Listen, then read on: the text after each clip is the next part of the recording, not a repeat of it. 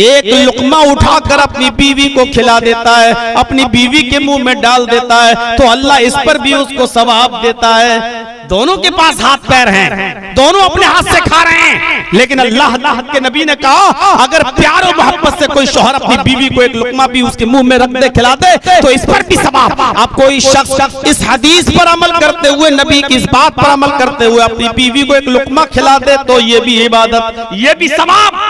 गौर करो, ये मकाम दिया है जनाबे मोहम्मद रसूलुल्लाह सल्लल्लाहु अलैहि वसल्लम को अल्लाह तबारक व तआला ने। हमने नबी की आज़मत को पहचाना नहीं है। एक शख्स ये जानता है कि सूद हराम है, एक शख्स जानता है कि ब्याज, सूद, खाना, खिलाना, लिखना और दर्ज करना, ये सब हराम है। अल्लाह के नबी ने फरमाया लानत हो अल्लाह की उस पर जो सूद खाता है, लानत हो उस पर जो सूद खिलाता है, लानत हो उस पर जो सूद को लिखता है। इन सब पर लानत भेजी है। कोई शख्स बैंक में नौकरी करता है, लेकिन वो ये सोच ले कि बैंक में नौकरी करेंगे तो सूद लिखना भी पड़ेगा, सूद का पैसा देना भी पड़ेगा, सूद जमा भी करना पड़ेगा। अब वो इसलिए छोड़ दे कि मोहम्मद रसूलुल्लाह ने इसको हराम करार दिया है। अगर इस हदीस पर अमल करते हुए वो बैंक की नौकरी छोड़ देता है, तो इस पर भी उसको सवाब मिलेगा, क्योंकि उसने मोहम्मद रसूलुल्लाह की मना की हुई बात पर अमल करते हुए उस चीज से रुक गया। तो जो चीज नबी दें वो ले लो, जिस चीज से रोके उससे रुक जाओ। इसको भी इबादत का एक हिस्सा बना। और शॉर्ट में बोल दूं, नबी का मकाम क्या है? नबी जब चलता है तो कानून चलता है, नबी जहां रुक जाता है कानून। नबी ही कानून है। नबी चलता है तो कानून चलता है, नबी रुक जाता है तो कानून रुक जाता है। ये मकाम है मोहम्मद रसूलुल्लाह सल्लल्लाहु अलैहि वसल्लम का। और यही वजह है कि दुनिया में कोई मजहब ऐसा नहीं है, कोई मजहब ऐसा नहीं है जिस मजहब के अंदर मोहम्मद रसूलुल्लाह का नाम किसी न किसी शक्ल में ना आए। चला था कुरान को बदलने के लिए, अल्लाह ने उसी को बदल दिया। अब वो रिजवी से त्यागी हो गया। अब सुनने में आ रहा है कि जिस धर्म को उसने कबूल किया वहां के लोग भी अब कह रहे हैं कि ये मरेगा तो हम इसको शमशान घाट में जलाएंगे नहीं। इधर उसकी कौम और समाज के लोगों ने भी उसको निकाल दिया है, हम भी अपने कब्रिस्तान में इसको दफन नहीं करेंगे। ऐसी बुरी हालत हुई है, न खुदा ही मिला न विसाले सनम, न इधर के रहे न उधर के। तो हमें अल्लाह का शुक्र अदा करना चाहिए कि उसने हमें और आपको कुरान करीम जैसी मुकद्दस किताब, और उसने हमें और आपको जनाब मोहम्मद रसूलुल्लाह सल्लल्लाहु अलैहि वसल्लम का उम्मती बनाया। हमें नबी अकरम मोहम्मद रसूलुल्लाह जैसा नबी अता, वो शरीयत उनकी हमें अता फरमाई। ये बहुत बड़ा एहसान था, बहुत बड़ी नेमत। अल्लाह ने इसी नेमत को याद दिलाया।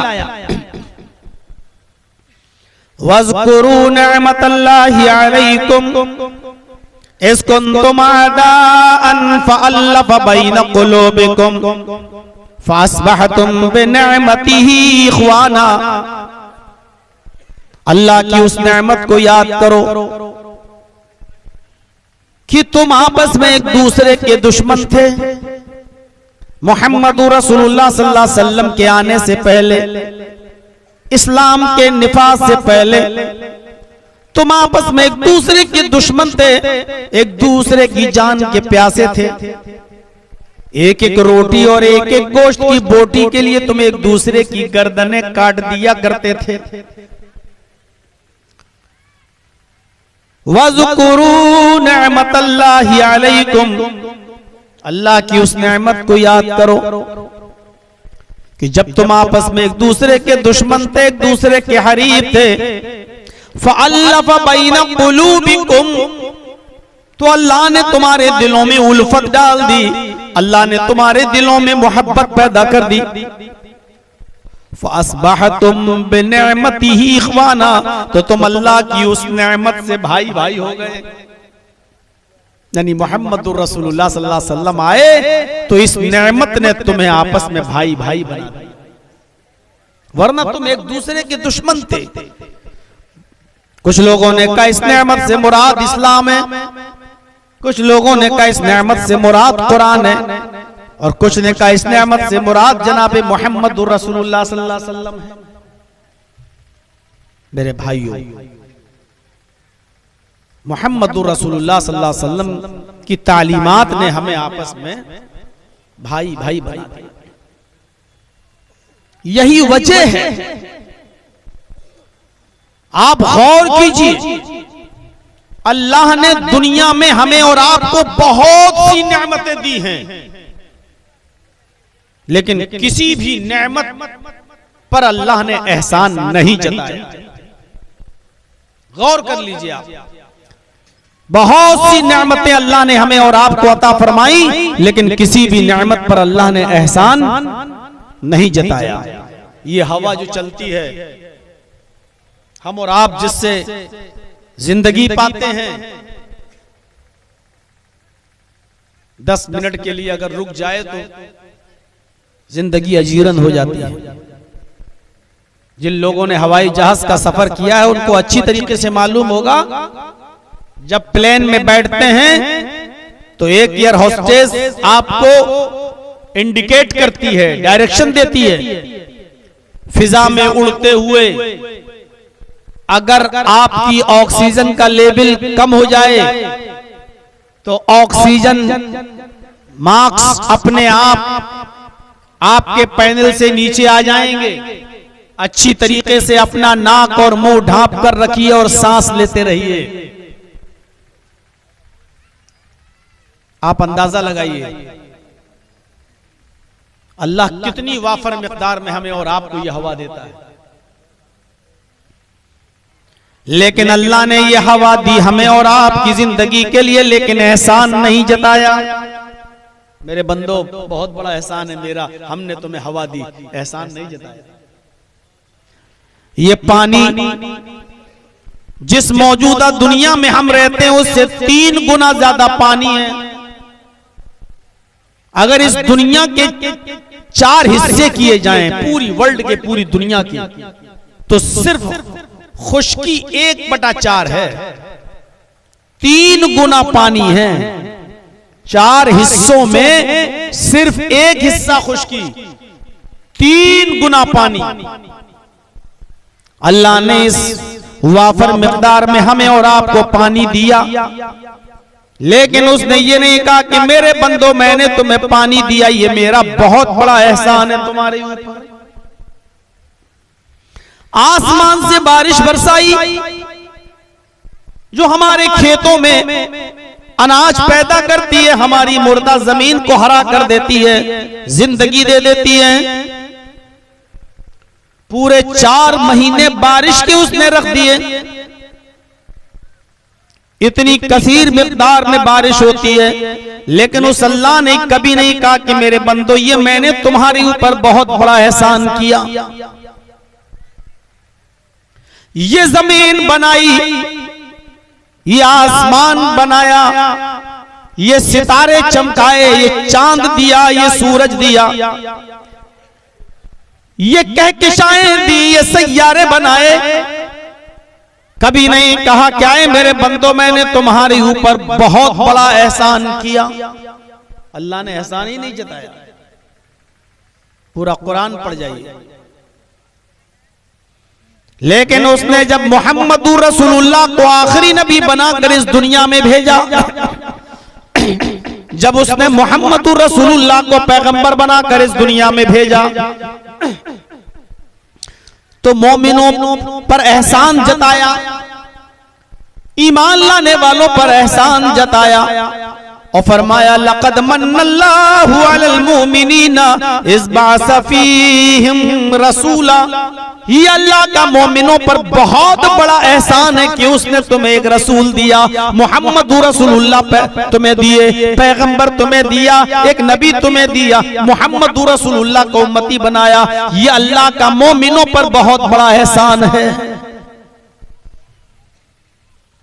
अंदाजा लगा सकते हैं आप?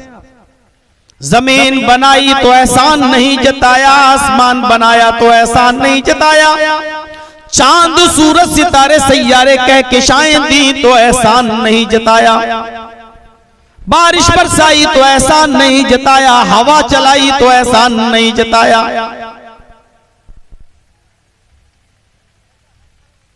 पानी दिया तो एहसान नहीं जताया,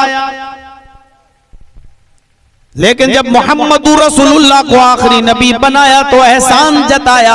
ये हमारा मोमिनों पर, अल्लाह का मोमिनों पर बहुत बड़ा एहसान है कि उसने तुम्हें मोहम्मद रसूलुल्लाह जैसा नबी दिया। नबी की आज़मत और नबी के मकाम को पहचानने की कोशिश करो। यह है नबी का मकाम। हम भले ही अपने समाज में, अपनी सोसाइटी में, अपने मुआशरे में मोहम्मद रसूलुल्लाह की नाफरमानी करते हो, मस्जिदों में करते हो, मदरसों में करते हो, समाज पे करते हो, शादी ब्याह के मौके पे करते हो, आपकी तालीमात पर अमल न करते हो, वो एक अलग मसला है। लेकिन मोहम्मद रसूलुल्लाह के मकाम और मर्तबे को देखिए, कैसी आज़मत से नवाजा है अल्लाह ने।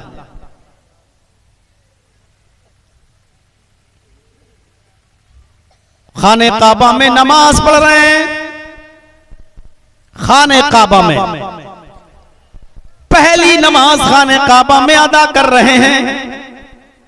नबी बनने के बाद, रसूल बनने के बाद जब खाने काबा में आपने पहली मर्तबा नमाज अदा की, मक्के में खाने काबा में जब पहली मर्तबा नमाज अदा की, नमाज पढ़कर फारिग हुए,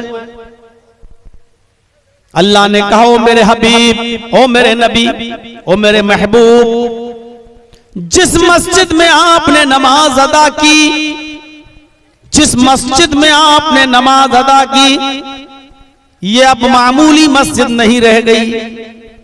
आपने जहां सजदा किया, जहां रुकू किया, कयाम किया, अब ये मामूली मस्जिद नहीं रह गई। आपने जिस मस्जिद के अंदर नमाज अदा कर ली, आज के बाद मेरे जितने बंदे इस मस्जिद में नमाज पढ़ेंगे, मेरे जितने बंदे आपके ऊपर ईमान लाने वाले, मेरे ऊपर ईमान लाने वाले जितने भी मोमिन बंदे इस मस्जिद के अंदर नमाज पढ़ेंगे, उनकी एक रकात को हम 1,00,000 रकात के बराबर तस्लीम करेंगे। एक रकात का सवाब हम उनको 1,00,000 रकात के बराबर देंगे। ये आज़मत दी अल्लाह ने मोहम्मद रसूलुल्लाह। खाने काबा में जो शख्स नमाज पढ़ता है ना, एक रकात का सवाब 1,00,000 रकात के बराबर। इस मस्जिद में नमाज पढ़ो तो 10 रकात के बराबर, दूसरी मस्जिद में जाओ तो 10 रकात के बराबर, एक का 10 गुना, रमजान के महीने में 70 गुना। लेकिन खाने काबा में आप जाइए, एक रकात नमाज पढ़ेंगे तो उस एक रकात को अल्लाह 1,00,000 रकात बना देता है। नबी अकरम ने फरमाया, जिसने मेरी इस मस्जिद में एक रकात अदा की, अल्लाह उसको 1,00,000 रकात के बराबर सवाब दे। मकाम और मर्तबे को पहचानिए। मक्के से परेशान हुए मक्के के लोगों ने आपका जीना हराम कर दिया। हिजरत का हुक्म हुआ, खाने काबा का गिलाफ पकड़ा, रोने लगे और चलने लगे। मक्का छोड़कर मदीने की तरफ जा रहे हैं, खाने काबा का दीदार करते हैं, प्यार भरी नजरों से खाने काबा को देखते और कहते हैं, ऐ काबा, मुझे तेरे बाशिंदों ने मजबूर कर दिया, मुझे तेरे बाशिंदों ने मक्के में रहने नहीं दिया, मैं तुझे छोड़कर मदीना जा रहा हूँ, वहीं पर सुकूनत अख्तियार करूंगा। मुझे तेरे बाशिंदों ने मजबूर कर दिया मक्का छोड़ने पर। मक्के की मोहब्बत, खाने काबा की मोहब्बत को अपने दिल में लिए हुए हुए मेरे भाइयों आप मदीने पहुंचते हैं, मस्जिद नबी की तामीर होती है, मस्जिद नबी में नमाज अदा की जाती है। जब आपने मस्जिद नबी में नमाज पढ़ी तो अल्लाह ने कहा, ऐ नबी आपने जिस मस्जिद के अंदर नमाज अदा की है, हमने उस मस्जिद में पढ़ी जाने वाली रकात को, एक रकात को 1000 रकात के बराबर बना दिया। जिस हदीस के अंदर आता है मस्जिद नबी में एक रकात का सवाब 50,000 रकात के बराबर है, वो हदीस इंतहाई दर्जे की ज़ईफ और कमजोर रिवायत है।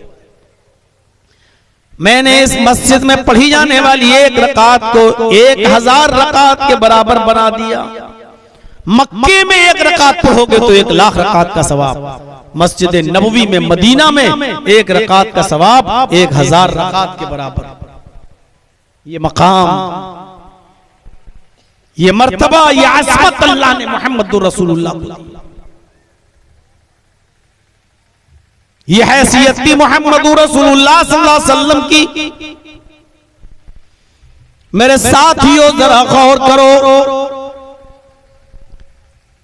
इंतकाल हो जाता है किसी का, आप उस इंतकाल में, उस मिट्टी में शामिल हुए।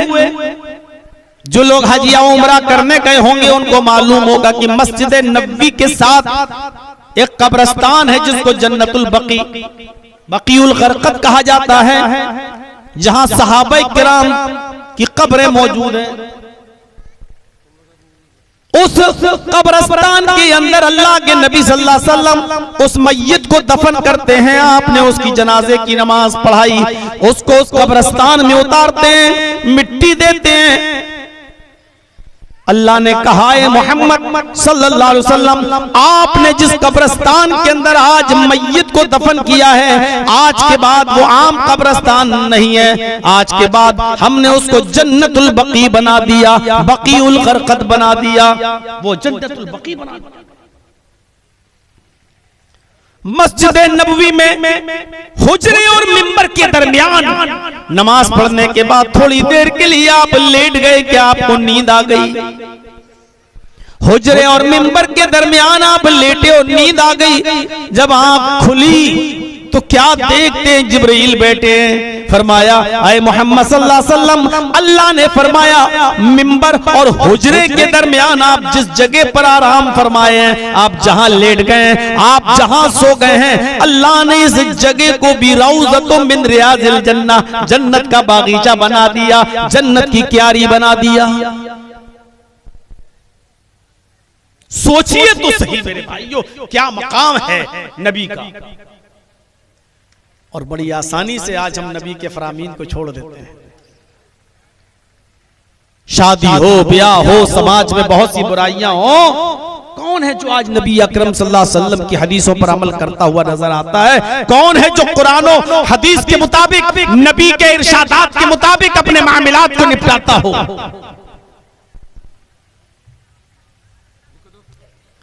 खाने काबा में एक रकात पढ़े तो 1,00,000 रकात, मस्जिद नबी में पढ़े तो 1000 रकात बना दे। जिस मय्यत को कब्रिस्तान में दफन करें वो कब्रिस्तान जन्नतुल बकी बन जाए, जिस जगह सो जाएं वो रौज़तुम मिन रियाज़िल जन्नह बन जाए। ये मकाम अल्लाह रब्बुल आलमीन ने मुहम्मदुर रसूलुल्लाह को दिया है और इतना एतबार किया है अल्लाह ने अपने नबी पर कि पूरी दुनिया के मुसलमानों को ये हुक्म दे दिया, मा आताकुमुर रसूलु फखुज़ूहु व मा नहाकुम अन्हु फंतहू। लोगों, मेरा नबी तुम्हें जो दे, मेरा रसूल तुम्हें जो दे वो ले लो।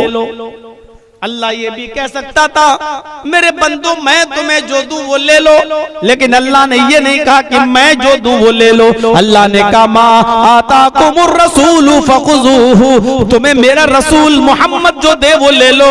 मोहम्मद रसूलुल्लाह पर इतना भरोसा, इतना एतबार, इतना एतमाद, वो तुम्हें जो दे आंख बंद करके ले लो। व मा नहाकुम अन्हु फंतहू, और तुम्हें जिन कामों से रोके उससे रुक जाओ। और कीजिए, नबी ने जो दिया वो हमें मानना है, नबी ने जिन कामों से रोका उससे रुकना भी दीन है।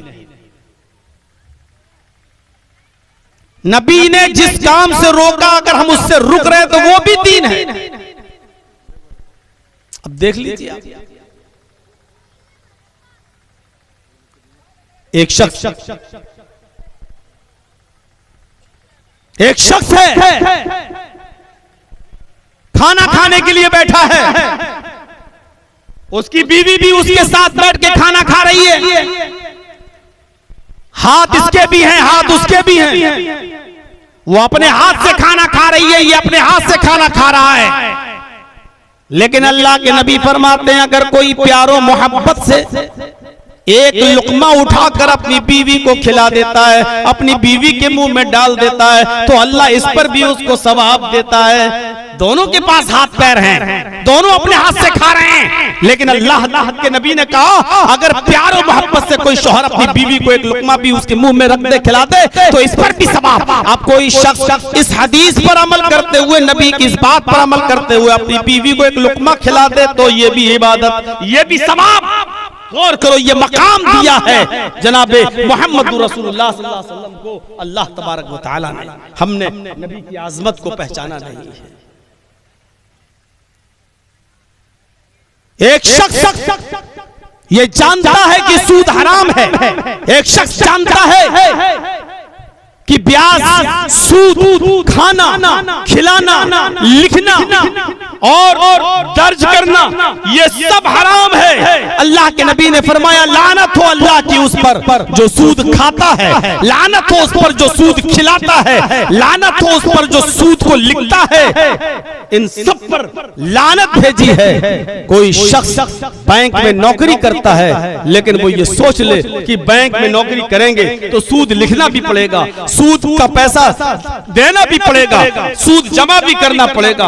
अब वो इसलिए छोड़ दे कि मोहम्मद रसूलुल्लाह ने इसको हराम करार दिया है। अगर इस हदीस पर अमल करते हुए वो बैंक की नौकरी छोड़ देता है, तो इस पर भी उसको सवाब मिलेगा, क्योंकि उसने मोहम्मद रसूलुल्लाह की मना की हुई बात पर अमल करते हुए उस चीज से रुक गया। तो जो चीज नबी दें वो ले लो, जिस चीज से रोके उससे रुक जाओ।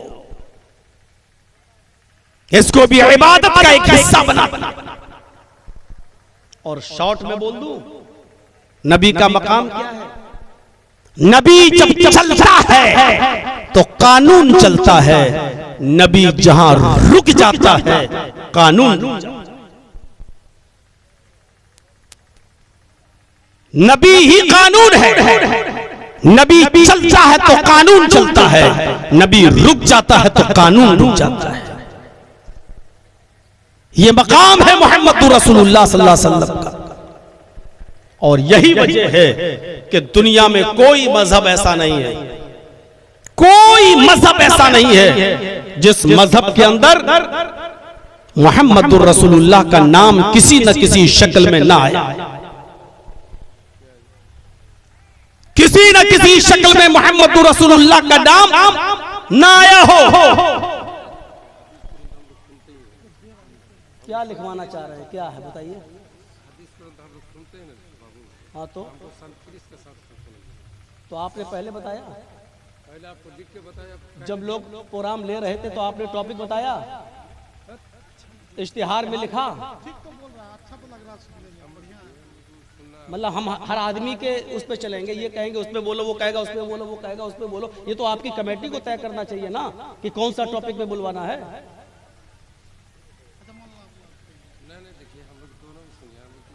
मैं उसी पे आ ही रहा था। आपको हम बहुत देर से देख रहे हैं कि आप सुन नहीं रहे हैं। अभी हमने जो बोला, अभी आपसे पूछा क्या बोला, आप बता नहीं पाएंगे।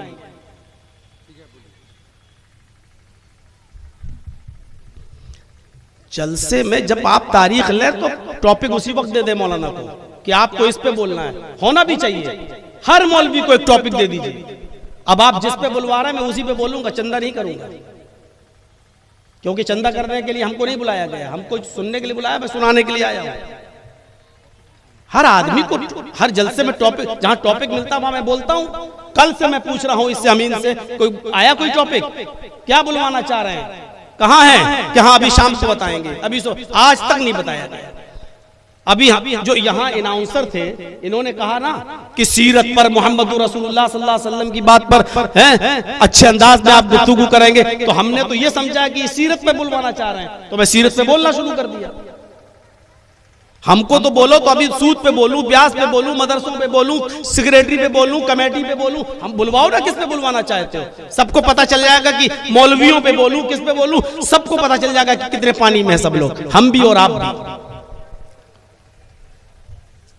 मैं अभी उसी पे आ रहा हूं कि दुनिया में कोई मजहब ऐसा नहीं है कि जिस मजहब के अंदर मोहम्मद रसूलुल्लाह का नाम किसी न किसी शक्ल में मौजूद। यहां हो रहा है साहब, इस पे बोलिए, उस पे बोलिए, मैं आ ही रहा था वहां पर। तो मेरे भाइयों, बुरा मानने की बात नहीं है, मैं फिर से कह दे रहा हूं, मैं 25 साल से आपके इलाके में आ रहा हूं। जिसके यहां तकरीर हो वो अपना टॉपिक पहले ही, जब जलसे की तारीख ले उसी वक्त टॉपिक भी दे दे कि मुझे इस मौजू पे बुलवाना है। यही उसूल होता है, यही ज़ाब्ता होता है। अल्लाह ताला हम सबको सच्ची और सही अक्ल अता फरमाए। तो मेरे भाइयों, अब सुनिए, तो दुनिया में कोई मजहब ऐसा नहीं जिस मजहब के अंदर मोहम्मद रसूलुल्लाह का नाम किसी न किसी शक्ल में मौजूद न हो। अल्लाह के नबी सल्लल्लाहु अलैहि वसल्लम ने खुद फरमाया, मेरे चंद नाम है, इन्नल अस्मान, मेरे चंद नाम हैं, अना मोहम्मद, मेरा एक नाम मोहम्मद है, वो अना अहमद, और मेरा दूसरा नाम अहमद है, वो अनल माही, और मेरा तीसरा नाम माही है, मिटाने वाला। यमहुल्लाहु बिल कुफ्र, अल्लाह मेरे जरिए कुफ्र को मिटाएगा। वानल हाशिर, मेरा एक नाम हाशिर है, इकट्ठा करने वाला, जमा करने वाला। अल्लाह मेरे कदमों के पास, मेरे कदमों तले सारी दुनिया को जमा कर देगा कयामत के दिन। वानल आकिब, मेरा एक नाम आकिब है, बाद में आने वाला। वल आकिबुल्लज़ी लैसा बअदहु नबिय्युन, मैं सबसे बाद में आया हूं और मेरे बाद कोई नबी नहीं आएगा। इस हदीस में अल्लाह के नबी का पहला नाम क्या आया? मोहम्मद। मोहम्मद का अगर संस्कृत में तर्जमा करूं तो होगा नराशंस। मोहम्मद माना जिसकी बहुत तारीफ की गई हो, और नराशंस जिसकी बहुत प्रशंसा की गई। तो अगर कहा जाए मोहम्मद और उसको अगर हमें संस्कृत में कहना हो तो कैसे कहेंगे? नराशंस। मोहम्मद का माना जिसकी बहुत तारीफ की गई, और नराशंस का माना भी ऐसा आदमी, ऐसा व्यक्ति जिसकी बहुत प्रशंसा की गई। अब देखिए मोहम्मद का नाम वेद में कैसे आया। अथर्ववेद कांड 20 सूक्त 127 और उसका मंत्र नंबर 1। इदम जनावपश्रुतो नराशंसिस तश्विष्यते षष्ठिम सहस्रा नवीतम च कौरम रुष्मेधु दद्महे। इदम जना है जनता, है लोगो, इदम जना है लोगो, इदम मानी आए, जना मानी जनता, इदम जना है लोगो। नराशंस उपश्रुत, तो नराशंस उपश्रुत मानी गौर से सुनो, अच्छी तरह सुनो। उपश्रुत गौर से सुनो। नराशंस मोहम्मद आएंगे।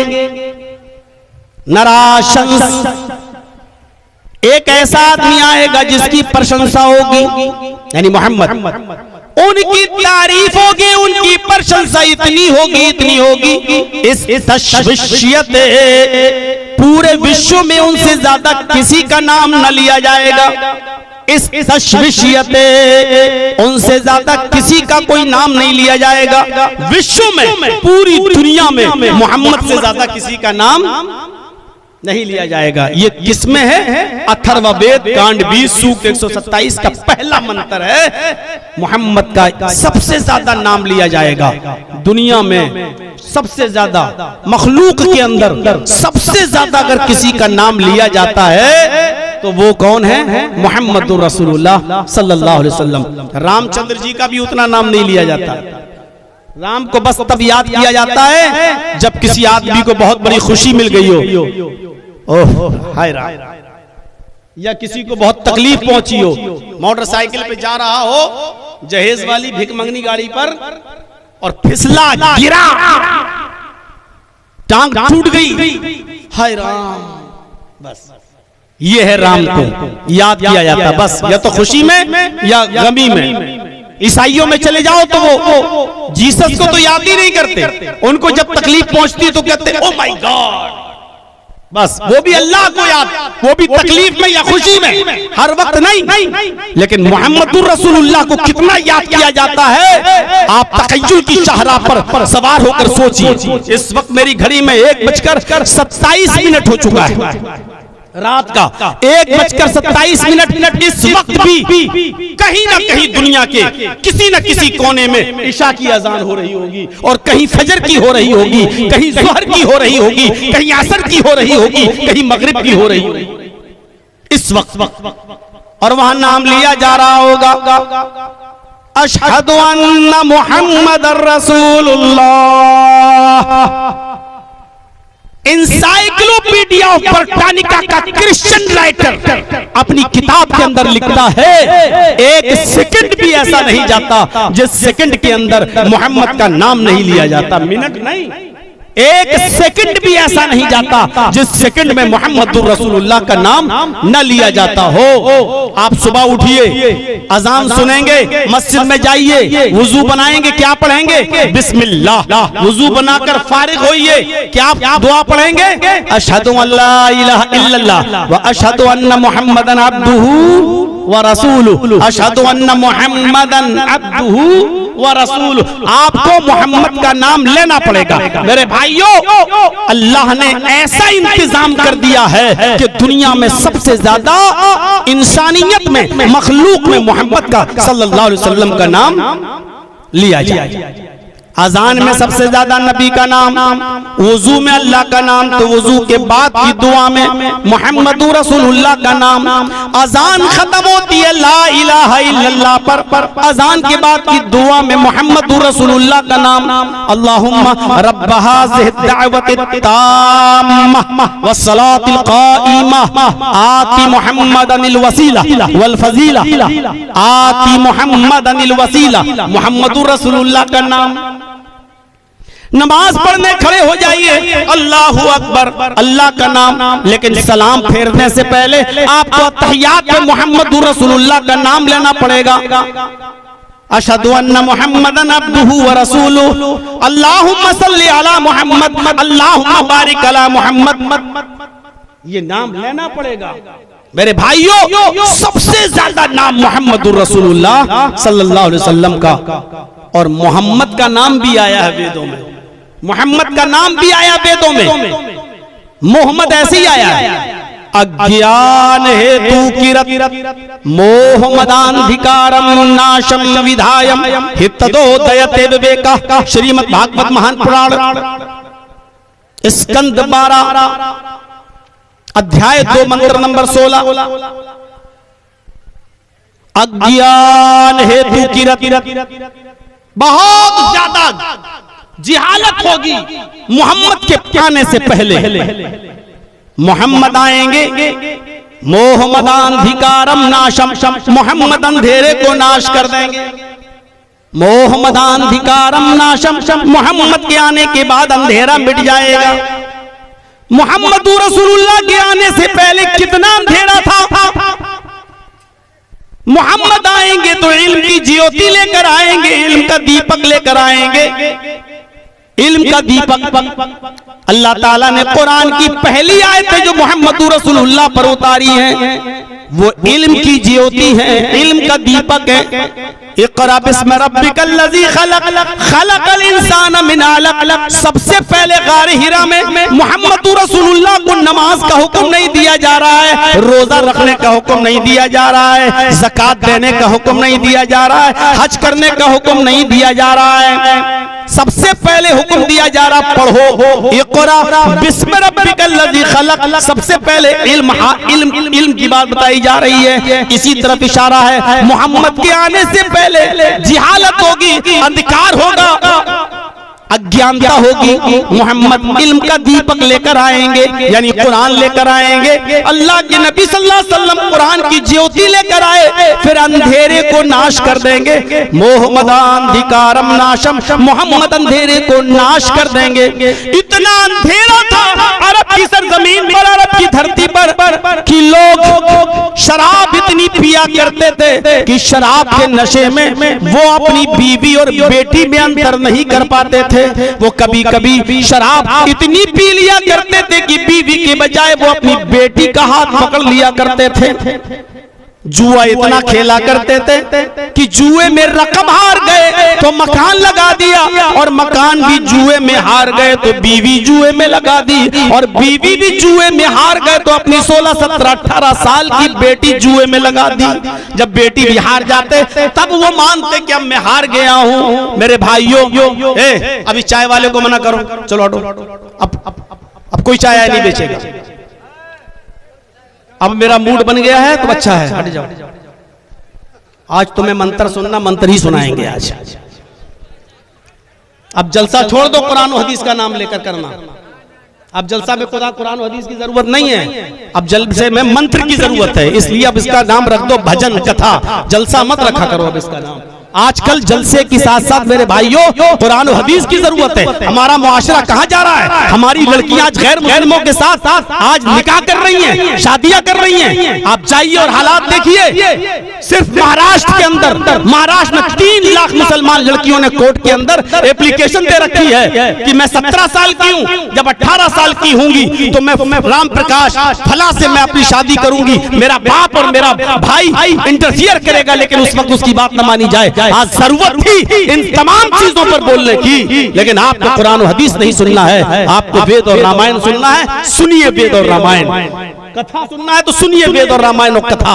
आप यही सुनिए। आप चापी वालों, बहुत दिनों से मैंने प्रोग्राम इस इलाके में नहीं दिया है, मैं दे भी नहीं रहा हूँ। वो तो अमीन मेरे पीछे पड़ गया तो मैंने दे दिया। इस इलाके में मैं नहीं आ रहा हूँ। हसनपुर वाले 8 साल से मेरे पीछे पड़े हुए, नहीं दे पा रहा हूं उनको प्रोग्राम। तो मेरे भाई अब सुनना है तो सुनते रहिए। अब आप वेद और रामायणी को सुनना है।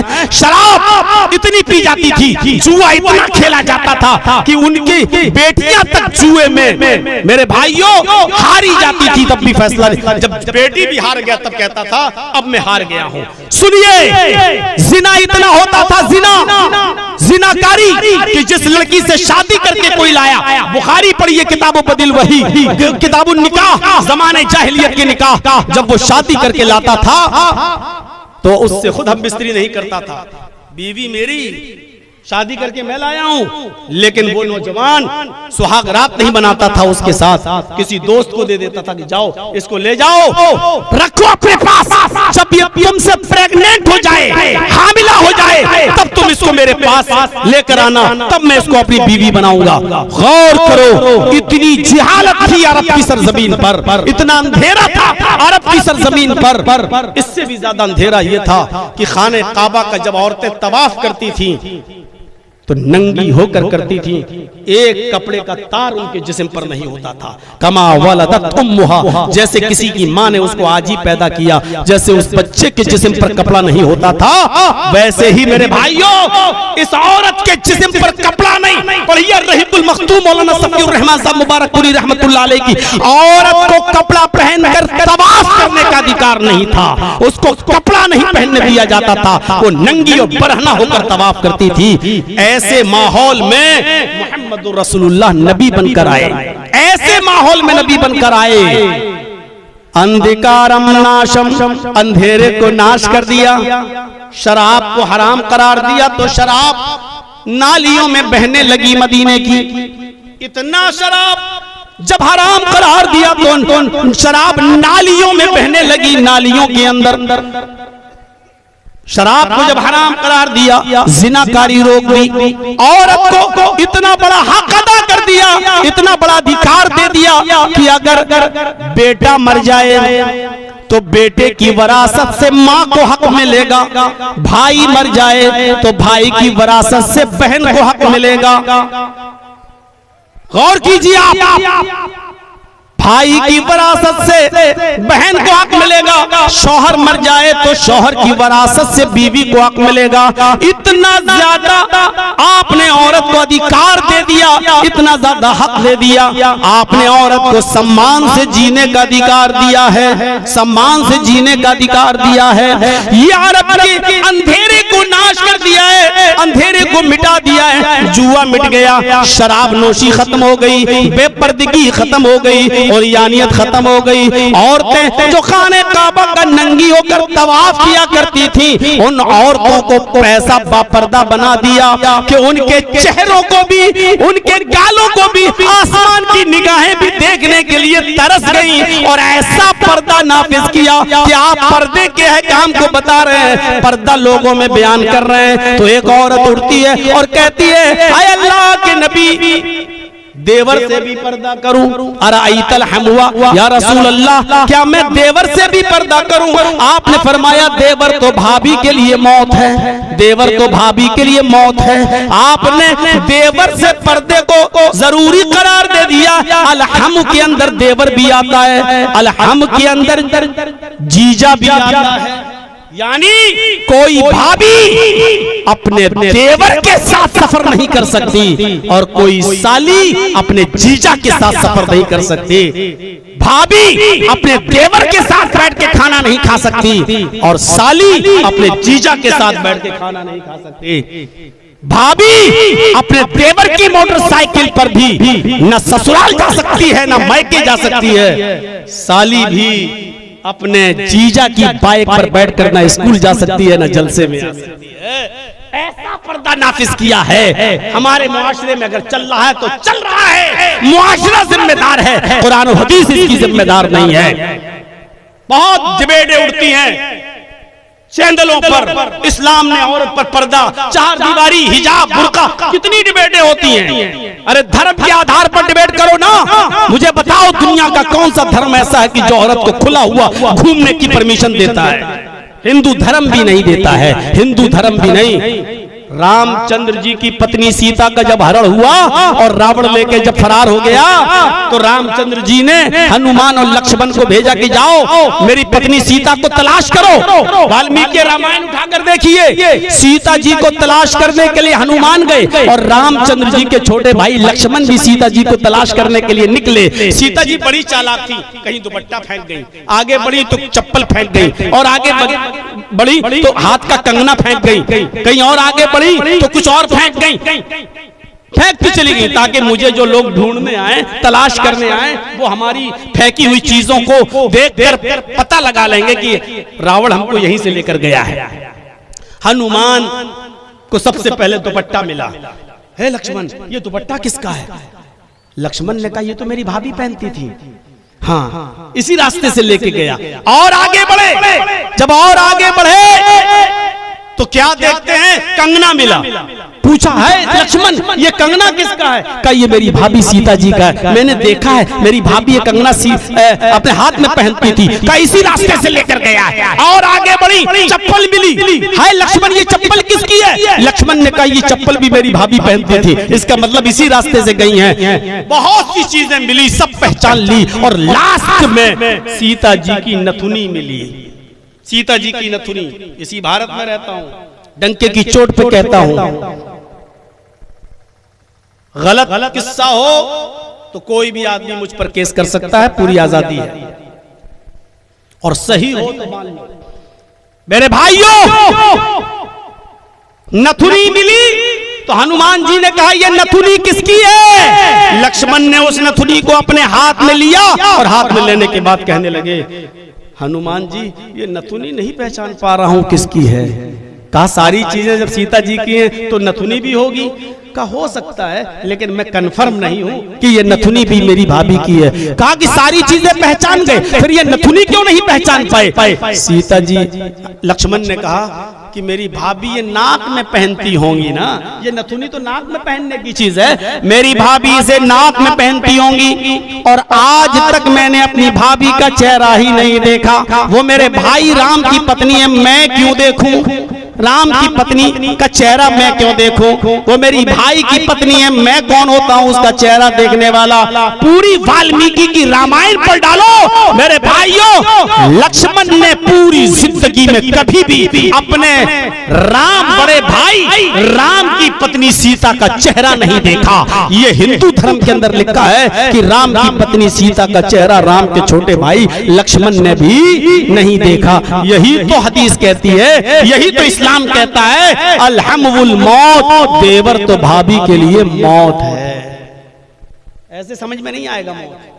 सऊदी अरब का एक किस्सा उठाना पड़ेगा आपको, सुना है ना? नहीं सुना तो सुन लो। एक आदमी टैक्सी चलाता था सऊदी अरब के अंदर दिन में। एक बार उसकी टैक्सी पर कोई आदमी, कोई औरत आई, उसका पेट में बच्चा था और 9 महीने हो चुके थे, डिलीवरी का वक्त करीब था। वो आई और कहने लगी, ए टैक्सी वाले, ए टैक्सी वाले।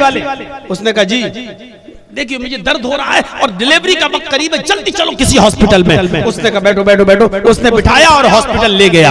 हॉस्पिटल में उसको जल्दी से एडमिट कर लिया गया जद्दा में। अब ये कहने लगा, अरे मेरे पैसे तो दे जाओ। वो तो इमरजेंसी में चली गई। अब 1 घंटा हो गया, 2 घंटा हुआ, बैठा है वहां। अब सोचने लगा यार चलो अपना कस्टमर देखते हैं, ये तो पता नहीं कितना दिन लग जाए इसको। अब 1-2 दिन के बाद जब यहाँ से लौटेंगे तो इस अस्पताल में होते हुए जाएंगे, तब इससे पैसे ले लेंगे। इस आदमी को रजिस्टर पे नाम लिखवाया गया। नाम लिखो, तुम इस औरत को लेके आए हो, कहाँ? नाम लिखो। उसने अपना नाम लिख दिया और घर का फोन नंबर लिख दिया। उस जमाने में मोबाइल नहीं चलते थे, 22 साल पुरानी बात है, तो उस जमाने में मोबाइल नहीं चलते थे, फोन नंबर लिख दिया। अब ये बेचारा दिन भर टैक्सी चलाता रहा। रात में जब अपने घर गया, सोया, फजर में उठा, इसकी बीवी चाय वाय बना के लाई कि अब ये फजर के बाद फिर टैक्सी चलाने के लिए जाएगा। जैसे ही ये फजर में चाय पी रहा था, नमाज पढ़ने के बाद आकर फोन की घंटी बजी। इसने फोन उठाया, हेलो। ये समझा किसी कस्टमर का कॉल है। हाँ हेलो। कहा कि कल उस औरत को तुम लेकर आए थे हॉस्पिटल में? इसने कहा जी जी जी जी। कहा कि तुम अपनी बीवी को यहाँ छोड़ गए हो, तुम्हें शर्म नहीं आती है? इस हाल में पूरी रात उसने गुजारी बेचारी ने। इसने कहा अरे डॉक्टर साहब वो मेरी बीवी नहीं है, वो तो कस्टमर थी। कहा चुप चुप चुप चुप। वो औरत रात भर चिल्लाती रही कि मेरा आदमी कहाँ गया, मेरा आदमी कहाँ गया, जो हमें यहाँ छोड़ के आया वही मेरा आदमी था। इस आदमी का दिमाग खराब। मेरा?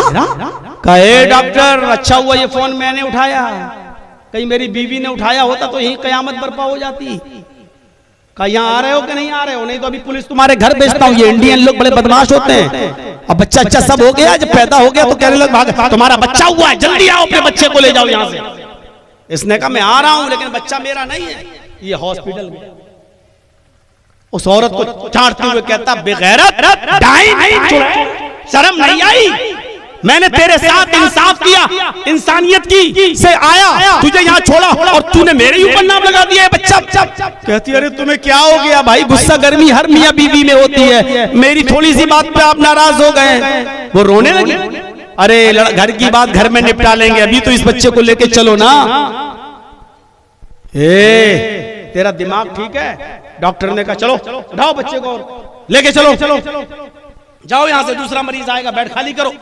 उसने कहा डॉक्टर साहब ये मेरा बेटा नहीं है, ये मेरी बीवी नहीं है, दोनों में लड़ाई चलती है। औरत कहती है अल्लाह की कसम ये मेरा बेटा, ये इसी का बेटा है। और औरत के आंसुओं पर सब आदमी फिदा हो जाते, उसके सब बुरा लगता है, पूरा स्टाफ औरत का साथ दे रहा है। भाई घर की बात घर में निपटा लेना। ये कह रहा नहीं है मेरा बेटा। जब बात बहुत आगे बढ़ गई तो डॉक्टर ने कहा अच्छा उस बच्चे को लेके आओ, तुम भी आओ, दोनों का भी ब्लड निकाल कर भी डीएनए टेस्ट करते हैं, 2 दिन में रिपोर्ट आ जाएगी ये बच्चा किसका है।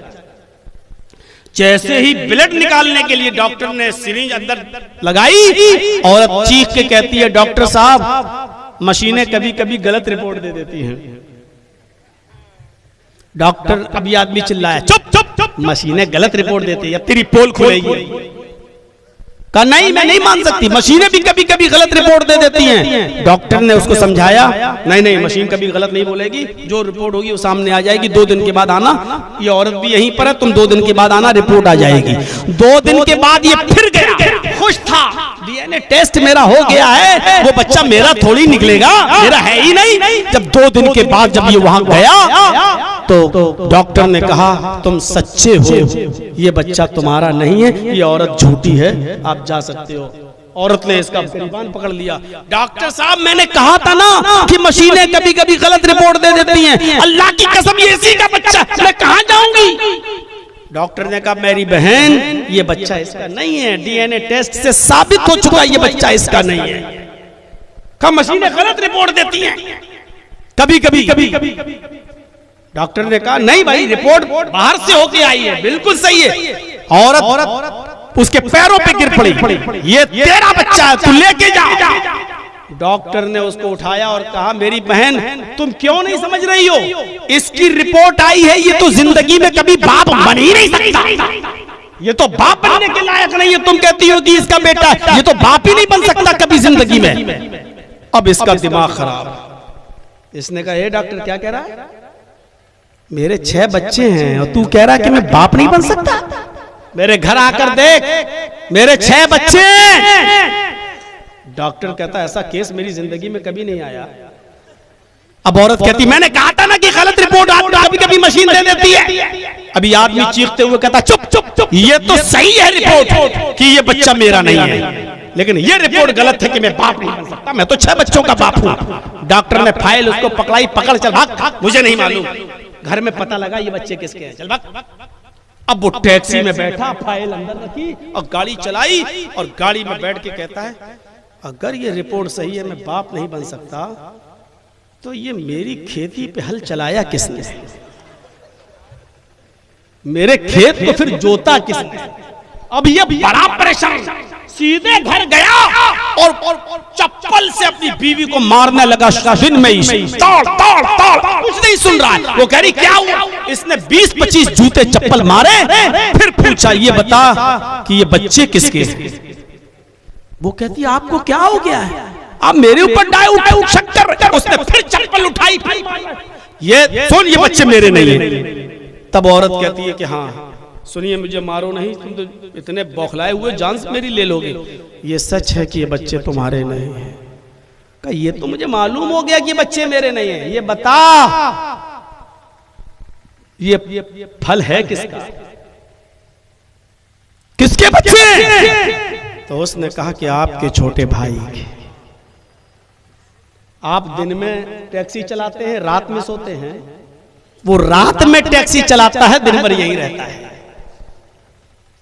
जब आप शादी के 2 साल तक बच्चे पैदा नहीं कर पाए तो मुझे बच्चे की जरूरत थी, मैंने आपके भाई के साथ ताल्लुक कायम किया और एक बार जब ताल्लुक कायम हुआ तो होता चला गया और ये 6 बच्चे इसी के। उसने कहा मेरे भाई के हैं, ठीक है, यहां शिकायत करूंगा पुलिस में तो तुम्हें सजा बहुत सख्त मिलेगी, चलो भी यहां से इंडिया वापस चलते हैं, अपनी औरत को तलाक देते हैं, जब बच्चे ही तेरे हैं तो इद्दत गुजारेगी और तू अब इसके साथ शादी कर। ईमानदारी के साथ बताना इस हदीस को सामने रखकर अब कैसा लग रहा है? अल्हम्दुल मौत, देवर भाभी के लिए मौत। आप इस हदीस का मतलब देखिए, क्यों रामचंद्र जी के छोटे भाई लक्ष्मण ने भी अपनी भाभी का चेहरा नहीं देखा। आज तक ये मौजूद है वाल्मीकि रामायण में। तो मेरे भाइयों, हिंदू धर्म में पर्दा भी है, कौन सी चीज ऐसी है जो मौजूद न हो? उवाच भूपर्ति प्रेमणा माया मद विशारदा तब देवो महाराज ममदासत सत्वमागिता मर्मोच्छिष्ट समंजियाति तथा तत्पश्यभो निर् इति श्रुत्वा तथा दृष्टा परम विस्मय मागिता चतुर्विभ्रात्र में देव कृष्यामि कृष्यम भवन्तो बांधवा देवा स्वाशेना दृश्यथा शरम शुरुधारी सदूषक उच्चलापि लिंगच्छेदीन सर्वभक्षो मतो मम्मा मुस्लेनेयो संस्कारा। श्रीमद् भागवत महान पुराण भविष्य पुराण प्रति सर्ग परो 3 खंड 25 मंत्र नंबर 23, 24, 25, 26, 27, 28 मैंने इतने मंत्र आपके सामने लाइन से पढ़ दिए हैं। इस धरती पर जब अंतिम ऋषि आएगा, इस धरती पर जब आखिरी नबी आएगा, तो उसकी पहचान ये होगी शर्म शुरूधारी, वो लंबी दाढ़ी रखेगा। उसके मानने वाले भी लंबी दाढ़ी रखेंगे, दाढ़ी रखने वाले होंगे। शर्म शुरू धारी, लंबी दाढ़ी रखेंगे। सदूशका, सर के बाल जब छिलाएंगे तो चोटी नहीं रखेंगे, दाढ़ी लंबी होगी। सर के बाल छिलाएंगे तो चोटी, टिक्की होती ना हमारे बहुत से हिंदू भाई पूरे बाल छिला लेते और थोड़ी सी चुटिया छोड़ देते टिक्की। लंबी दाढ़ी रखेंगे। शर्म शुरू, लंबी दाढ़ी रखेंगे। सदूशका, और गांठ नहीं लगाएंगे। बहुत से हिंदू भाइयों को देखा होगा, सिखों को देखा होगा, दाढ़ी और बाल बड़े कर लेते हैं तो उसमें ऐसे गांठ लगा लेते हैं, गिरा, वो बाल को सुखा लेते हैं और फिर गांठ लगा लेते हैं। बिल्कुल देखने में ऐसा लगता है जैसे नारियल का गुच्छा, सुखा लेते हैं, वो जटा बना लेते हैं। तो वो लंबी दाढ़ी रखेंगे लेकिन दाढ़ी में गांठ नहीं लगाएंगे। ईमानदारी से बताना कौन है? दाढ़ी तो रखेंगे लेकिन दाढ़ी में गांठ नहीं लगाएंगे। सदूशका, शर्म शुरूधारी सदूश, और सर के बाल कटाएंगे, टिक्की नहीं रखेंगे। टिक्की, चुटिया। हिंदू धर्म में यह लिखा है कि शंकर भगवान की चोटी से, टिक्की से गंगा जमुना निकली है। यह गंगा जमुना किससे निकली? शंकर जी की चोटी से। वहां गंगा जमुना निकली शंकर जी की चोटी से। और इस्लाम के अंदर क्या है? हाजरा पानी की तलाश में दौड़ी, सफा से मरवा, मरवा से सफा, सफा से मरवा, मरवा से सफा, 7 चक्कर लगाए, पानी नहीं मिला। लौट के अपने बेटे के पास आई, का अल्लाह मेरे शौहर ने मुझे तेरे सुपुर्द किया है, तू मेरे बच्चे के लिए पानी का इंतजाम कर। अल्लाह ने जिब्रील से कहा, जाओ जिब्रील, जिस जगह हाजरा का बेटा इस्माइल अपने पैरों की एड़ियां रगड़ रहा है, उसी जगह तुम अपना पर मारो। जिब्रील ने पर मारा, यहां से चश्मा जारी हो गया, जमजम, पानी का चश्मा जारी हो गया। यहां चोटी, यहां एड़ी, यहां एड़ी, और वहीं पर मारा जिब्रील ने, जमजम, चश्मा जारी हो गया। हाजरा उसको रोकने लगी, पानी बह रहा है, वो उसकी मुंडेर बनाने लगी और कहती जाती थी जम जम जम जम जम जम जम जम। कहां जा रहा है? यानी पानी समेटती जाती थी और कहती थी जम जम, रुक रुक रुक, ठहर, अरे कहां भाग रहा, अरे कहां जा रहा है? अल्लाह के नबी ने अपने जुमे के खुतबे में कहा था, अल्लाह रहम फरमाए हाजरा पर, अगर उसने पानी की मुंडेर न बांधी होती तो अल्लाह उस पानी को पूरी दुनिया में फैला देता, पूरी दुनिया में पहुंचा देता। अल्लाह रहम करे हाजरा पर। और जब कोई चीज पूरी दुनिया में बहुत आसानी से मिल जाए तो उसकी कदर नहीं होती है। अब जमजम पूरी दुनिया में अगर फैल जाता तो उसकी इतनी इज्जत होती। आज गंगा की देख लो क्या इज्जत हो रही है, सफाई करना पड़ रही है, लोग उसी में लैट्रीन करते, उसी में पेशाब करते, उसी में नहाते, उसी में धोते। सारे नेता लोग उसी में डुबकी लगाते। कुंभ के मेले में देख लो, उसी में डुबकी लगाएंगे, उसी कहते पाप धुल गए। और किसी फिल्मी दुनिया के एक्टर ने जो फिल्मी गाना बनाया था ना, वो गाना याद है ना, राम तेरी गंगा मैली हो गई, पापियों के पाप धोते धोते। उस पर तो केस नहीं हुआ, मेरे ऊपर क्यों केस करोगे भाई? राम तेरी गंगा मैली हो गई, पापियों के पाप धोते धोते। यानी इतने पापी उसमें डुबकी लगाए कि सबके पाप गंगा में रह गए। अब कोई नहाएगा तो उसके पाप तो धुलेंगे नहीं, जो पाप उसमें पड़े हुए वही चलेंगे तुम्हारे। लेकिन जमजम की क्वालिटी देख लो, जमजम की कैटेगरी देख लो। जमजम में कैल्शियम भी है, जमजम में आयरन भी है, जमजम में जिंक भी है, जमजम में मिनरल्स भी हैं, जमजम में विटामिन भी हैं। मेरे इटावा में आज भी एक शख्स ऐसा है जो 20 साल पहले पानी की शिप से गया था हज करने।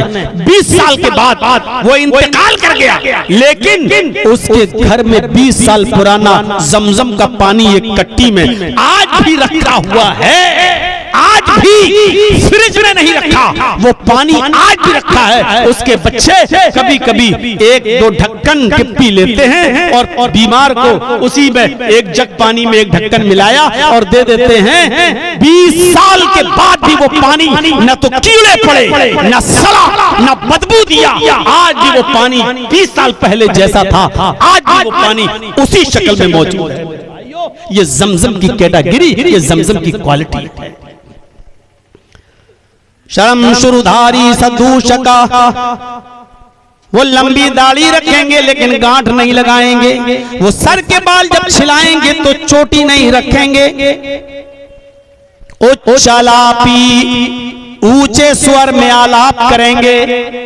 लोगों को इबादत के लिए, भक्ति के लिए बुलाने के लिए ऊंचे स्वर में आलाप करेंगे, ऊंचे स्वर में आलाप करेंगे।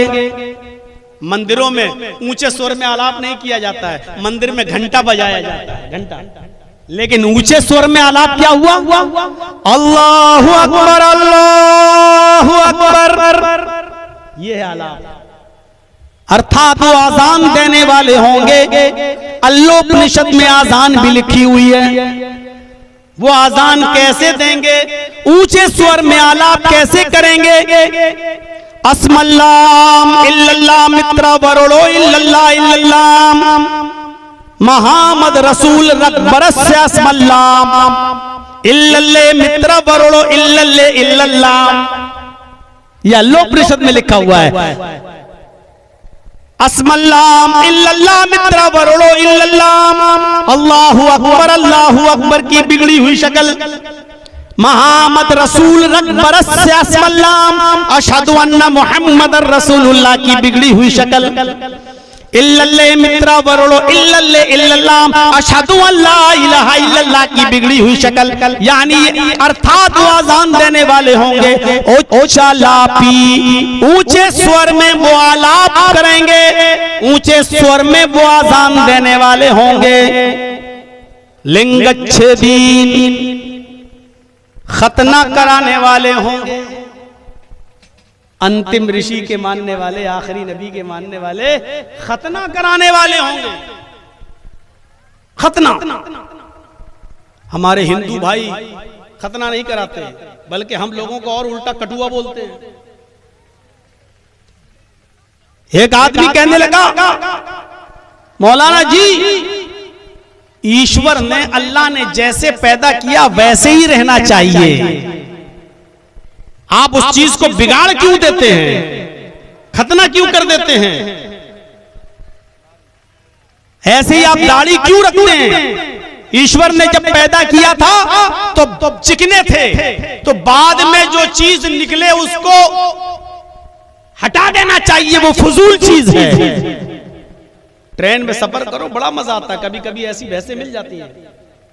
अभी मैं नहीं कर रहा हूं, जब से यूपी में डेंजर आदमी बैठा है तब से चुपचाप चलना ही बेहतर है, वरना जब ये सब नहीं था, प्यार भरी बातें होती थी तो बहुत मजा आता था।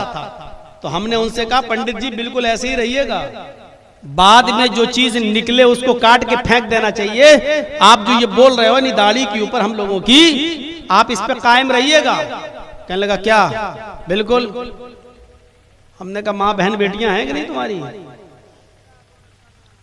वो भी तो जब पैदा हुई होंगी तो सिंपल हुई होंगी ना, तो बाद में अगर जिस्म का कोई हिस्सा बढ़ जाए तो उसको आपने आज तक काटा, फेंका? तो अगर हमारे जिस्म का कोई हिस्सा बाद में बढ़ गया है तो आप उस पर इतनी अपनी एनर्जी क्यों बर्बाद कर रहे हैं? खतना क्यों कराते हो आप? हमने कहा खतना कराते हैं।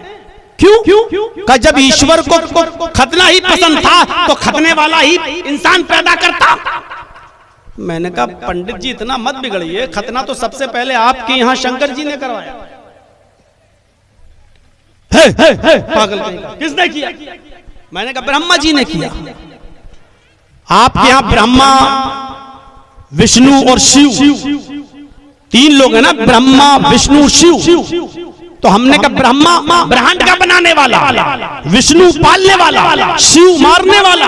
आपके यहाँ खुदाई अलग अलग है, दुनिया बनाने वाला अलग है, उसको ब्रह्मा कहते हैं, पालने वाला अलग है, उसको विष्णु कहते हैं, मारने वाला अलग है, उसको शिव कहते हैं, शंकर। हमने कहा अच्छा एक बात बताइए पंडित जी, अगर ब्रह्मा जी ने शंकर जी का खतना नहीं किया तो शिवलिंग की पूजा कैसे होती है? शिव जी, शंकर जी, अरे शंकर जी का लिंग शंकर जी के साथ था, तो शंकर जी की पूजा करो ना, शंकर जी के लिंग की पूजा क्यों करते हो? शिवलिंग। अब वहां जितने भी आसपास हिंदू भाई थे वो सब हमें देखने लगे, कहने लगे मौलाना जी आप ही बताइए, ये बात तो हम लोगों ने भी नहीं सुनी आज तक, क्या बात है? हमने कहा नहीं नहीं बताएंगे तो ये पंडित जी हमसे नाराज हो जाएंगे, बहुत खराब बात लिखी हुई आपकी किताबों में। कहा नहीं आप बताइए। हमने कहा सुनिए, बहुत नॉर्मल बात बता देता हूं, ब्रह्मा जी ने शंकर को पैदा किया, शंकर जी जब बड़े हुए तो शंकर जी ने ड्यूटी लगा दी कि मेरे लिंग को नापो, इसका साइज। अब वो नापते चले गए, कोई नापा ब्रह्मा जी ने तो 50,000 साल तक नापते ही चले गए, और वो खत्म, महाभारत खत्म होने में नहीं आया। ब्रह्मा जी को गुस्सा आ गया, कम वक्त कौन सी ड्यूटी पे लगा दिया, खत्म ही होने में नहीं आ रहा है। तो 50,000 साल तक जो उनके साथ था वो तो वही रह गया। 50,000 साल के बाद जो बचा, उन्होंने ब्रह्मा जी ने अपने मुंह में लेके दबा के दांत से कस के काट दिया और थूक दिया ऊपर से। ऊपर से जो थूका तो नीचे पंडित के घर में 50 पंडित ने कहा ओ जय ओम नमः शिवाय। उस दिन से शंकर जी के लिंग की पूजा हो रही। चैनल वालों ये वाकया देना नहीं अपने चैनलों को, अगर दिया तो ऐसे हमसे फिर मामला खराब होगा। ये तो इनके कहने पर अब हम आ गए हैं अपनी असलियत पर। सुन लीजिए मेरे भाइयों, उस दिन से शिव जी की पंडित कहता है अरे उस खतना तो उस तरह से होता है। तो हमने कहा उस जमाने में उस तरह नहीं चलता था, दांत से होता। अरे आगे की खाल का कट जाना खतरा कहलाता, खतना कहलाता, वो जिससे भी हो। अब इस सही बात क्या है आपको मालूम है? सही बात यह है कि हजरत इब्राहीम अलैहिस्सलाम ने इस दुनिया में सब सहाने के बाद सबसे पहले खतना कराया। सबसे पहले खतना किसका हुआ इस्लामी तारीख में? इब्राहीम अलैहिस्सलाम का। और यही मंजर है, इधर इब्राहिम उधर शंकर। मैं दोनों को कंपेयर नहीं कर रहा हूं, हमारे ऊपर चाय की होटलों में बैठ के बात मत कीजिएगा, लेकिन मुआज़िना देखिए। इधर इब्राहिम अलैहिस्सलाम हाजिर बच्चा नहीं होता था, पैदा ही नहीं हुआ उनका। 86 साल तक कोई औलाद पैदा नहीं हुई इब्राहिम अलैहिस्सलाम के पास। रब्बे हबली मिनस सालिहीन, अल्लाह मुझे साले बेटा दे। तब 86 साल की उम्र में अल्लाह ने उनको बेटा दिया। इधर शंकर जी के भी कोई बच्चा नहीं होता था, इधर शंकर जी के भी कोई बच्चा नहीं होता था। शंकर की पत्नी पार्वती जी नहा रही थी, उन्होंने अपने बदन के मैल और अपने बदन के कुचैल, अपने बदन की गंदगी से बच्चा बनाया और उसका नाम रख दिया गणेश। उसका नाम रखा गणेश, और गणेश को दरवाजे पे खड़ा कर दिया, मैं नहा रही हूं, किसी को अंदर मत आने देना। थोड़ी देर के बाद शंकर जी जब अंदर आए तो गणेश बाहर खड़ा था। गणेश ने कहा कहां जा रहे हो?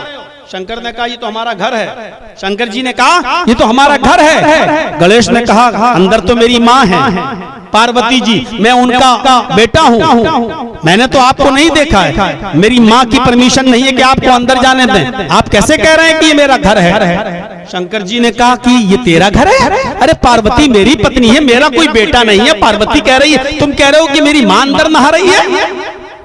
शंकर जी ने तलवार निकाल ली, हट रहा कि नहीं हट रहा? गणेश जी ने कहा बिल्कुल नहीं, मैं गर्दन कटाना दोबारा कर लूंगा, लेकिन अपनी माँ की नाफरमानी, अपने माँ की नाफरमानी नहीं करूंगा। शंकर जी को गुस्सा आया, उन्होंने अपने बेटे की गर्दन पे तलवार मार दी।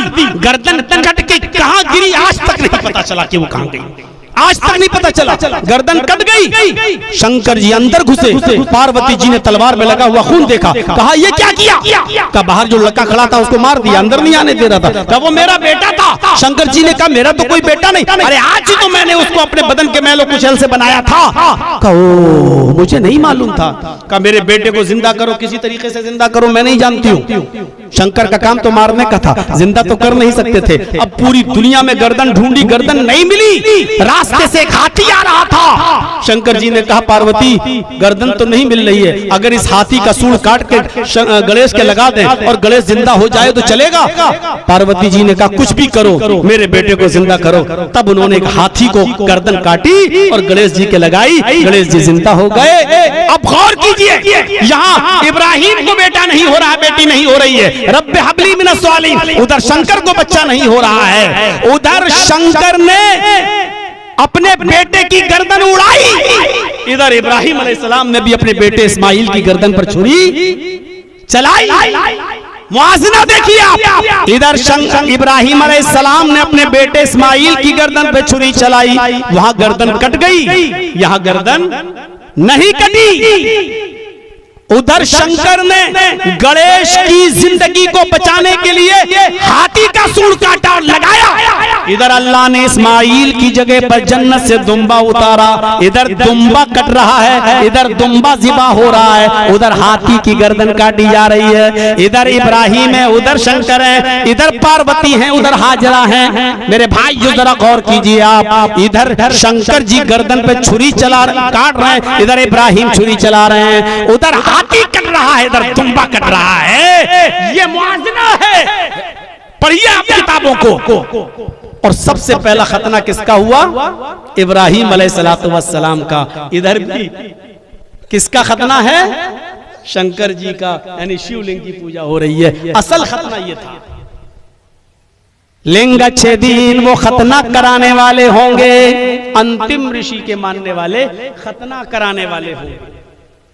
और एक चीज और बताई, लिंग अच्छे दिन सर्वभक्षमतो मम्मा, सब कुछ खाएंगे, सब कुछ खाएंगे।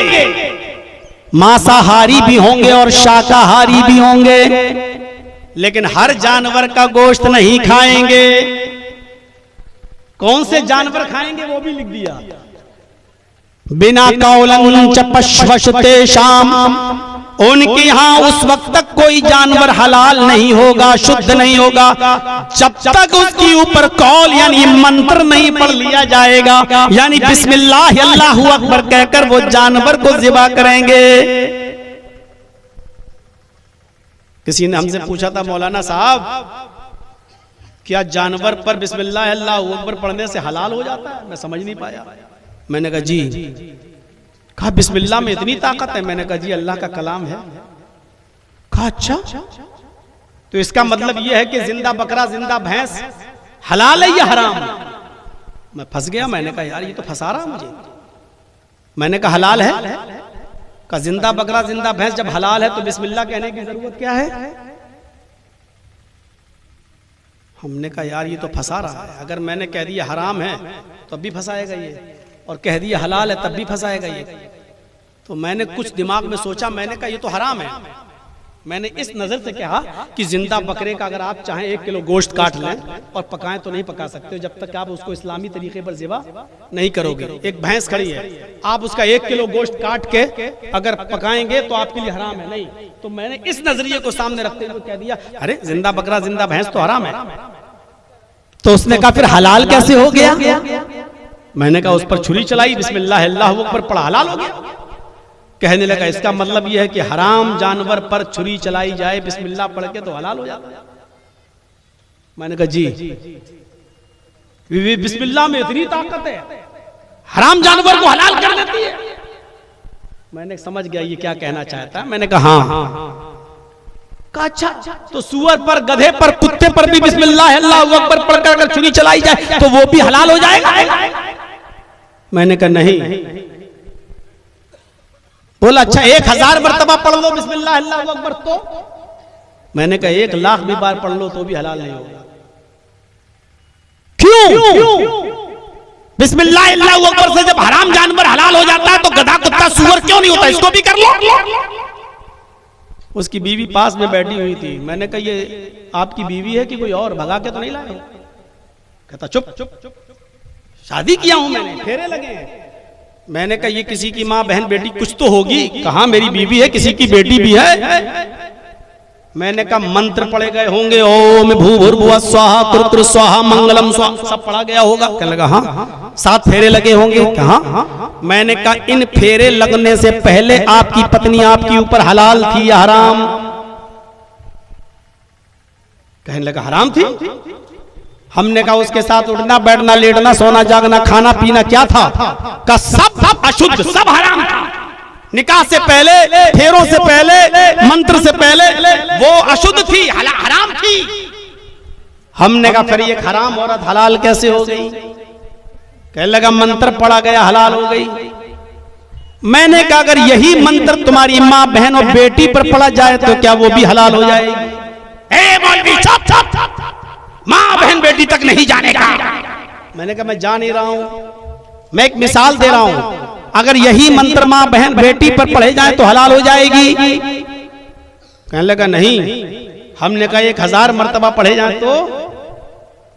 फिर उसने भी वही जवाब दिया 1,00,000 मर्तबा भी पढ़ेंगे तब भी वो हराम रहेगी। हलाल माँ बहन बेटी कैसे हलाल हो जाएगी? हमने कहा बिस्मिल्लाह अल्लाहू अकबर से वही जानवर हलाल होते हैं जो हलाल होने के लायक हैं। जैसे मंत्र से वही औरत हलाल होती है जो हलाल होने के लायक है। जैसे मंत्र पढ़ने से माँ बहन बेटी हलाल नहीं हो सकती, ऐसे ही बिस्मिल्लाह अल्लाहू अकबर से सुअर कुत्ता और गधा हलाल नहीं हो सकता, क्योंकि ईश्वर का यही नियम है, यही उसूल है, यही ज़ाब्ता है। अच्छी तरीके से समझ में आ गया। उसके बाद जो रास्ते भर पूड़ी और सब्जी वो खिलाती हुई आई उसकी बीवी हमको, अरे आप तो बहुत बड़े ज्ञानी हैं, मेरा लालीगढ़ से इटावा का सफर इतनी आसानी से कट गया कि पता ही नहीं चला। मेरे भाइयों, जब भी कोई आपसे ये सवाल करे कि आप भैंस खाते हो, बकरा खाते हो, और ये खाते हो, वो खाते हो, कुत्ता और गधा क्यों नहीं खाते, आप उससे फौरन इल्जामी सवाल ये कर लें कि आप भी तो बकरी का, गाय का, भैंस का दूध पी लेते हो, कुतिया का काहे नहीं पीते, गधी का काहे नहीं पीते, सुअरी का क्यों नहीं पीते? भाई आपके यहाँ तो ये सारे जानवर हराम है ना। हमारे यहाँ जो जानवर हलाल है उसका दूध भी हलाल है, उसका गोश्त भी हलाल है। जो जानवर हराम है उसका गोश्त भी हराम है, उसका दूध भी हराम है। तुम्हारे यहाँ तो सारे जानवर हराम है, तो दूध क्यों हलाल हो गया?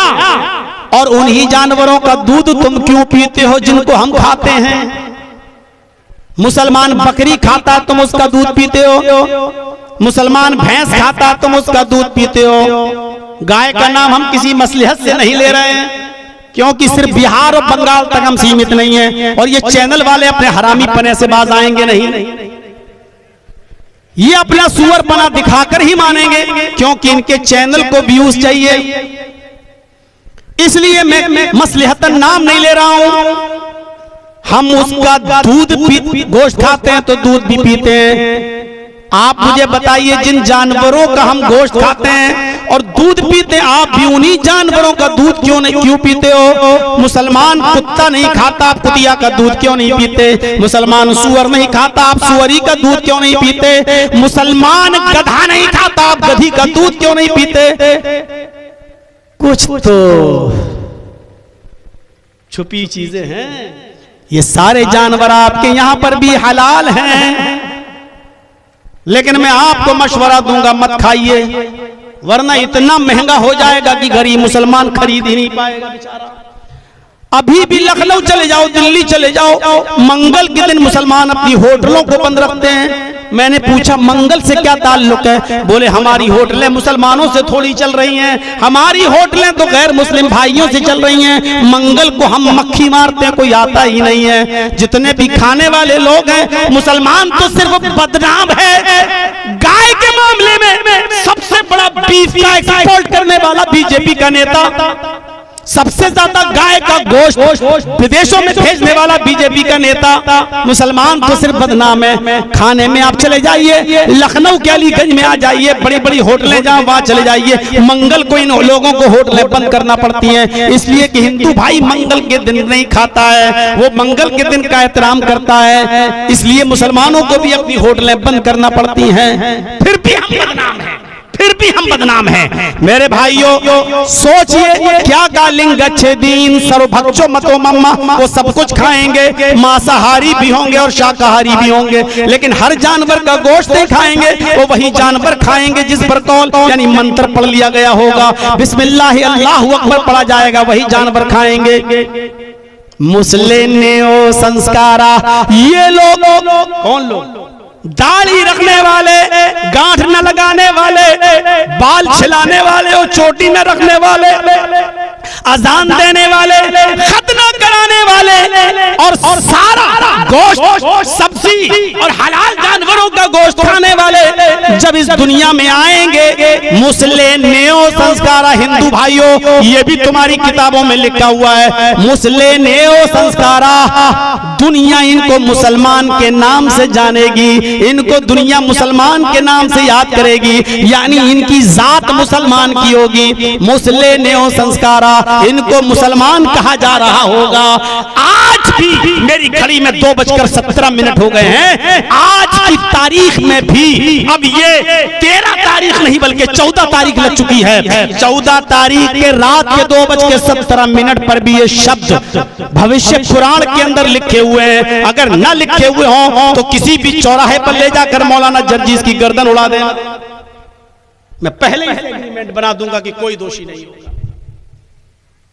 आज भी और मेरे ऊपर केस आज तक कोई हिंदू भाई थोड़ी किया है। मैं योगी जी के, मोदी जी के भी खिलाफ, अमित शाह के खिलाफ है, बहुत से लोगों के खिलाफ मैं बोला हूं, कई बार जेल में भी गया हूं, लेकिन मेरे खिलाफ आज तक किसी हिंदू भाई ने केस नहीं किया।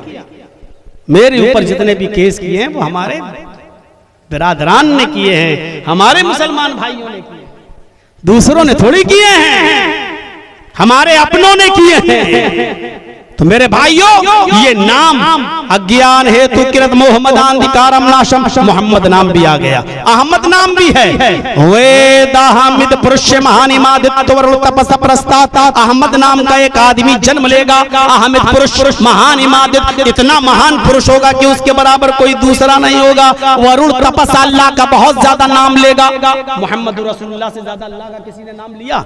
मुझे बताइए। वरुण तपस्या, उसका नाम अहमद होगा और अल्लाह का सबसे ज्यादा नाम लेने वाला होगा। अल्लाह का मोहम्मद रसूलुल्लाह से ज्यादा किसी ने नाम ही नहीं लिया। थोड़ा सोचिए, सुबह आंख खुली, सुबह सबसे पहले आपकी आंख खुलेगी, आंख खुलते ही अल्लाह के नबी क्या पढ़ते थे? अल्हम्दुलिल्लाहिल्लज़ी अहयाना बअद मा मातना व इलैहिन नुशूर। अल्हम्दुलिल्लाहिल्लज़ी, अल्लाह का नाम। वुजू बनाने बैठे तो बिस्मिल्लाह, अल्लाह का नाम। नमाज पढ़ने के लिए मस्जिद में गए तो मस्जिद में घुसे, अल्लाहुम्मा फ़्तह ली अब्वाब रहमतिक, अल्लाह का नाम। नमाज पढ़ना शुरू किया तो अल्लाहु अकबर, अल्लाह का नाम। नमाज खत्म की तो अस्सलामु अलैकुम व रहमतुल्लाह, अल्लाह का नाम। मस्जिद में जितनी देर बैठे सुभान अल्लाह, अल्लाह का नाम। अल्हम्दुलिल्लाह, अल्लाह का नाम। अल्लाहु अकबर, अल्लाह का नाम। मस्जिद से जब निकल रहे हैं तो अल्लाहुम्मा इन्नी असअलुका मिन फज़लिक, अल्लाह का नाम। घर में दाखिल हो रहे हैं तो अस्सलामु अलैकुम व रहमतुल्लाह, अल्लाह का नाम। घर से निकल रहे हैं तो रब्बी व रब्बुकल्लाह, तवक्कलतु अलल्लाह, बिस्मिल्लाही तवक्कलतु अलल्लाह, शुरू अल्लाह के नाम से और अल्लाह ही पर भरोसा, अल्लाह का नाम। सलाम कर रहे हैं तो अस्सलामु अलैकुम व रहमतुल्लाह, अल्लाह का नाम। ऊपर चल रहे हैं तो सुबह अल्लाहु अकबर, अल्लाह का नाम।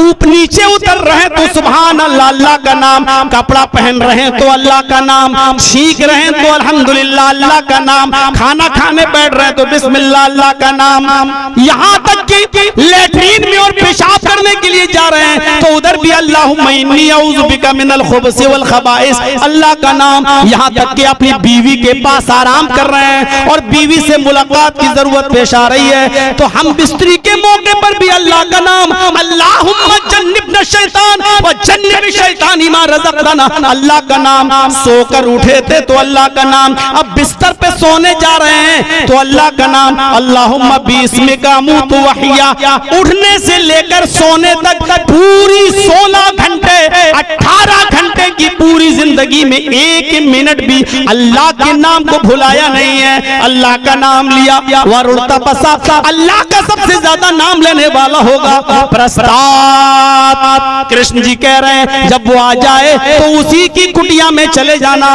उसी के धर्म में चले जाना। या नहीं आया जन्नत में जाने का, स्वर्ग में जाने का, उसके अलावा कोई रास्ता नहीं है। श्री कृष्ण अर्जुन से कह रहे हैं श्रीमद् भागवत गीता के 6 अध्याय के 10वें मंत्र में, योगी युज्जीत सततमात्मानं रहस्य स्थितः एकाकी अच्युतात्मा निराशीर परिग्रह। हाय अर्जुन, ईश्वर की पूजा करने के लिए खड़े हो जाओ तो पूरे शरीर का योग कर लो, यानी नमाज पढ़ने खड़े हो तो पूरे शरीर का योग कर लो। अल्लाहू अकबर, ये हाथों का योग, अल्लाहू अकबर। रुकू करके कमर को इतना सीधा कर लो कि रुकू में पानी का बर्तन तुम्हारी पीठ पर रखा जाए तो गिरने न पाए, पीठ इतनी सीधी कर लो। समी अल्लाहु लिमन हमीदा, खड़े हो जाओ, अल्लाहू अकबर कहकर सजदे में जाओ। दोनों पैर मिला लो, पैरों की उंगलियों को मोड़कर किबले की तरफ कर लो। यहाँ से जो रगें खींचेंगी वो तुम्हारी दिमाग की नसों तक जाएंगी और जब तुम सजदे में जाओगे तो आपका ब्लड सर्कुलेशन आपकी दिमाग की नसों तक पहुंच जाएगा। और जो आदमी 5 वक्त नमाज पढ़ता हो, सजदा करता हो, उस आदमी को कभी ब्रेन हेमरेज की बीमारी नहीं हो सकती है। डॉक्टर मोरिस बुकाय, अमेरिका का न्यूरो का सबसे बड़ा डॉक्टर, लिखता है कि 5 वक्त का नमाज पढ़ने वाला मुसलमान जो सजदा करता हो और वैसा सजदा करता हो जैसे मोहम्मद रसूलुल्लाह ने बताया, इस आदमी को कभी ब्रेन हेमरेज नहीं हो सकता, क्योंकि वो सजदे में जाता है तो उसका खून उसकी दिमाग की एक एक नस तक पहुंच जाता है, एक एक रक्त तक पहुंच जाता है। क्या कहा गया? हाय अर्जुन, ये इबादत, ये नमाज दिन भर में 5 मर्तबा पढ़ना, पंचम समय कर्तव्य, 5 मर्तबा पढ़ना, अहम स्वयं कर्तव्य, मैं खुद 5 मर्तबा पढ़ता हूँ। मिर्गा चरम, अगर जमीन पाक न हो, उस पर नमाज पढ़ने की ताकत न हो, जमीन ना पाक हो, मिर्गा चरम, मिर्ग मानी हिरन और चरम मानी चमड़ा, तो हिरन के चमड़े को जाए नमाज बना लेना, हिरन के चमड़े को बिछा लेना और हिरन के चमड़े पर नमाज पढ़ लेना। ये कृष्ण जी अर्जुन से कह रहे हैं। कृष्ण जी भी 5 वक्त की नमाज पढ़ा करते थे। ये है हिंदू धर्म के अंदर भी इस्लाम की चमक। 2:23 2:15 तक मेरा टारगेट था, 7 मिनट ज्यादा। मेरे भाइयों 10 मिनट में बैठूंगा। आज मैंने अपने भाई के कहने पर कलेजा निकाल दिया, मैंने मंत्र पढ़ना छोड़ दिया, बावजूद इसके कि मुझे हाई कोर्ट का डायरेक्शन मिला हुआ है, इलाहाबाद हाई कोर्ट का डायरेक्शन है कि आप अपने धर्म की बात करेंगे, दूसरे धर्म की नहीं। लेकिन चूंकि बात इतनी आगे बढ़ गई कि मैंने कुछ नहीं देखा कि अब मेरे पास कौन सा नोटिस आएगा, क्या होगा, मेरा कौन सा केस अब मेरे ऊपर लगेगा। मैंने ये सारी बातें नहीं देखी और वेद के मंत्र मैंने आपकी जिद पर पढ़ दिए हैं। आपकी बात मैंने मानी, अब मेरी बात आप भी मान लीजिए कि इस इदारे के लिए मेरे हाथ पर अब कुछ ताउन